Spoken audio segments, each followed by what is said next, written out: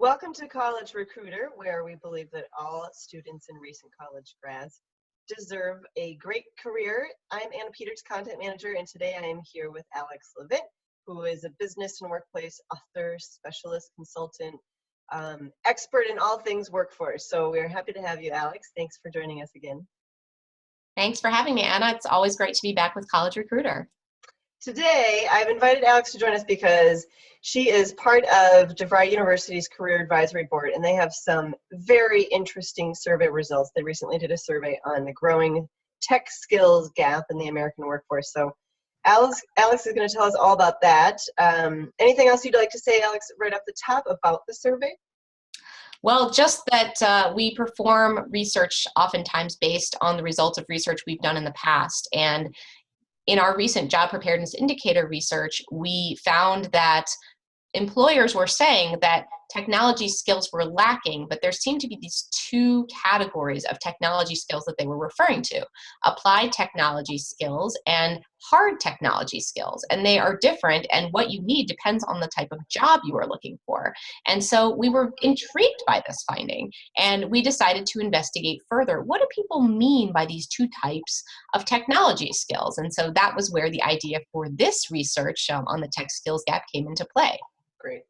So, well, with that, that's a good segue, because could you define for the employers out there, what does that mean in applied technology skills? So we can Sure. Well, so what we mean by that is that technology is increasingly important to companies in all areas of business. When we look at our respondents, we see that 4 out of 5 people will agree that for technology in general to be effective, it has to integrate people, processes, data, and devices. So the ability to do that means that you have applied technology skills.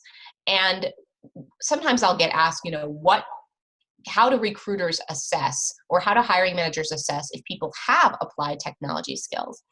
And I think what a really good way to do this is to ask people, how have you used technology to solve business problems in prior companies? So especially if people are outside the IT function, we want to know, what software have you used? How have you use the technology available to you and incorporated it into your larger strategy? And what cutting edge technology tools have you used to improve outcomes in your field? How have you incorporated the things that might be coming down the line, whether it's social media or application development tools? Doesn't matter what it is necessarily. The point is that you are using technology as an essential part of your overall strategy in whatever it is you're working on to improve efficiency, productivity, etc. And that's what we mean by applied technology skills. The technology is being used to solve everyday business problems. When we talk about hard technology skills, we're referring to the skills that traditionally are associated with information technology, or IT.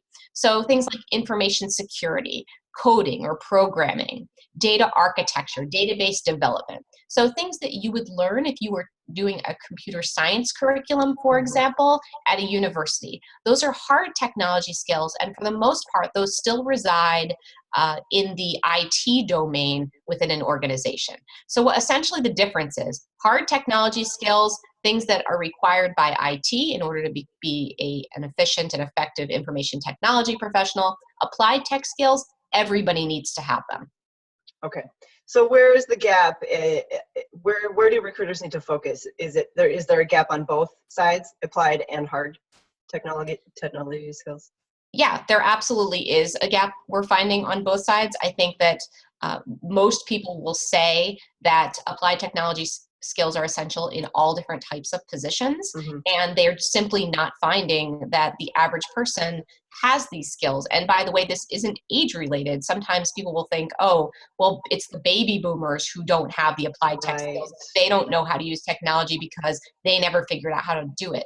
And the fact of the matter is, this is something that is a gap across age lines. Even your average millennial or even your average Gen Z doesn't necessarily have the tools at their fingertips to solve business problems. They may understand other types of technologies, but they haven't really grown up thinking about things in that way. Sure. So it would be a false assumption for to assume that a millennial or anyone, say under 30, is going to be savvy in using technology to solve any business problems. Absolutely, Anna. And I think that's a false assumption that is common in the workplace today. We just assume it's like a positive stereotype in a way, that a millennial is going to come in and they're going to be able to teach everyone about what they need to do to leverage technology to its fullest effect. And the truth of the matter is that's a very individual difference. It just depends on the person and what they're interested in and what they've been exposed to.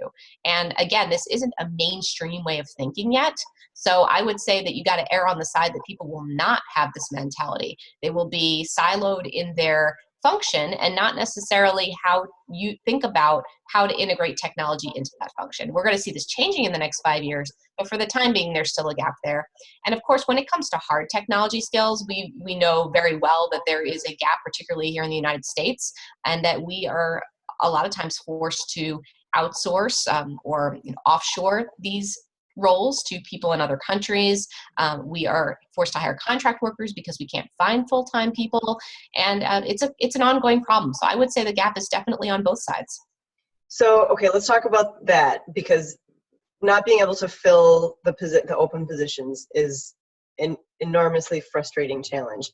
So if employers would rather not offshore and they want domestic American workers, and they're not finding it, what are some, I don't want to say secret, hidden pools of candidates, but what are some considerations that a talent acquisition professional could take into, and here's where I'm coming from, is I recently had a conversation about liberal arts. So liberal arts, you don't necessarily associate with having those tech skills, but is that a pool of candidates that recruiters could explore further, knowing that they're going to have to put money into training?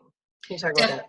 Definitely. And I think that this is something that, especially when it comes to applied technology skills, employers really need to take a step back and think about, how can we make this happen with liberal arts grads? Because I really think it has more to do with willingness than anything else. And software in many cases has now evolved to the point where you don't need programming skills to use it handily in a business setting. And therefore, if you think about it, a liberal arts grad might be just as competent using certain software as a computer science grad. So recruiters need to stop thinking of software as being solely related to IT. And putting it in this bubble where if you didn't major in computer science, you can't use software, because that's no longer the case. And so I think by opening up your opportunities, particularly when applied tech skills come into play, to all types of students, you'll be surprised at what you'll be able to get. And you'll be able to hire people who can come in and apply that knowledge of, okay, well, we know that for each type of position and each type of role, the technology requirements will be a little bit different, but we know how to use software. We know how to train on that and learn a new way of doing things. So if you've got that skill set and you've shown that in the past, then you should be able to translate it into a new type of role. And that way it would free up HR and recruiters to really hire for cultural fit, as opposed to hiring just for skills, which if you're focused on just skills, it sounds like you're really narrowing your pool. So you said training.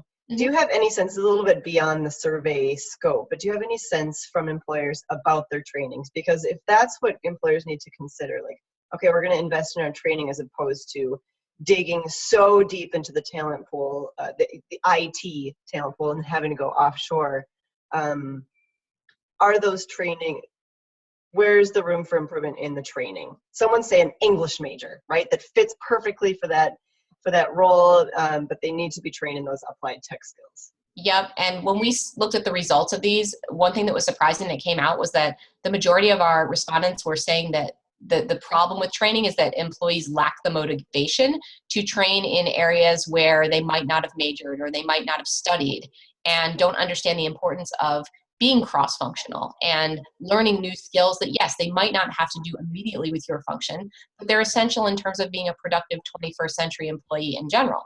And I think when employers don't necessarily realize that when it comes to people that are already in the workforce, they have to take the lead in training people that are outside of IT in these applied tech skills. Because as we talked about before, this isn't a mentality that people grew up with, that, yes, I have to understand how to use technology to solve my business problems. That was always held in the domain of IT. And the older that employers are, the less improving their technical skills beyond the basics, of course. Everyone needs to know how to use Office as an example, but the less it's going to be on their radar. And I think employers could be very effective if they took ownership of the upskilling of their own workforces. It's not hard, and in many cases, it's not particularly expensive. So, for example, you could have IT set up a low or no code platform for developing business applications and do a couple of sessions where you teach employees how to use it. Mm-hmm. These applications or these platforms are very, very user-friendly. And you find that people who have used software before, which is virtually everyone now, you can pick it up relatively quickly. And next thing you know, you've got people developing applications in all different functions of the organization. And you don't have to rely so much on IT and insisting that IT understand your business. Instead of IT having to understand your business, in a way, you're understanding their business and being able to get your own work done and your own business outcomes realized a lot faster. And that would have such a ripple effect too. Someone who learns those skills on the job could very, very well potentially start to feel a little bit more loyal to that employer because they've just been empowered to do something they didn't know how to do before. That's right. So retention, and it's fun. engagement, all plays in. It's fun to be able to do things in new and more innovative, efficient ways. And I think that that's one thing we see, especially with young professionals, is they want to cut through all the bureaucracy and the red tape. They just want to do business better. And these tools allow you to do that. And sometimes you don't even realize how easy it is to use these tools until you're given access to them. And I think companies, there's just a world out there. These are not expensive things to do. You can, by providing access, you loop in IT to make sure they're comfortable. And next thing you know, you paint the lines and you allow people the freedom to do whatever they can do or whatever they can come up with within those lines. So we mentioned earlier offshoring. If that is the choice that an employer makes or is considering, can you say a little bit about, again, this might be outside of the service scope, but if an employer isn't already sponsoring visa holders, is that something that they should put onto their into their basket of tools? And what should they consider? It's a good question. And right now we have what's called the H-1B visa program. It admits like around, I think, 60,000 skilled workers, around like 25,000 graduate students to the U.S. annually.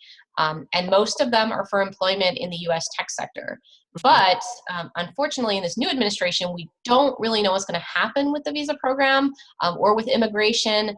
And so therefore, if I were an employer, I would take this opportunity to partner with educational institutions to really start ramping up and developing our American-based tech talent and the general technical upskilling of our labor force, because I don't know, at least in the next couple of years, how much we'll be able to rely on bringing people in, or even offshoring, I think could be kind of up for grabs in terms of how feasible that is. So and it would be very scary to throw an investment into offshoring and then have it be cut. Yeah, I mean, I think that it's not going to hurt to throw resources locally. And when I say locally, I mean, kind of within domestic. Particularly if you're still, another piece of research that the Career Advisory Board did a few years back, looked at employers' desire to have people who were local as opposed to virtual workers. And we're kind of surprised at the results because we thought most people were pretty amenable to virtual work now.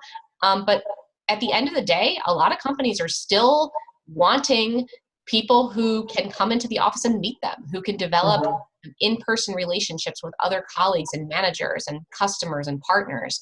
And so I think for that reason, partnering with a local education institution or local school and helping them develop the technology curriculum that have students coming out with the skills you need is probably the best way to go at this point. Yep, agreed.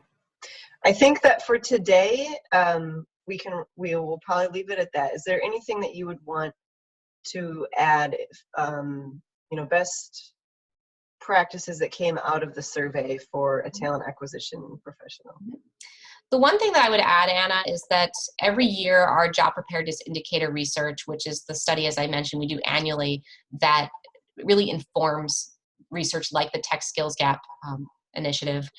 We see that the expectations of employers are still extremely high.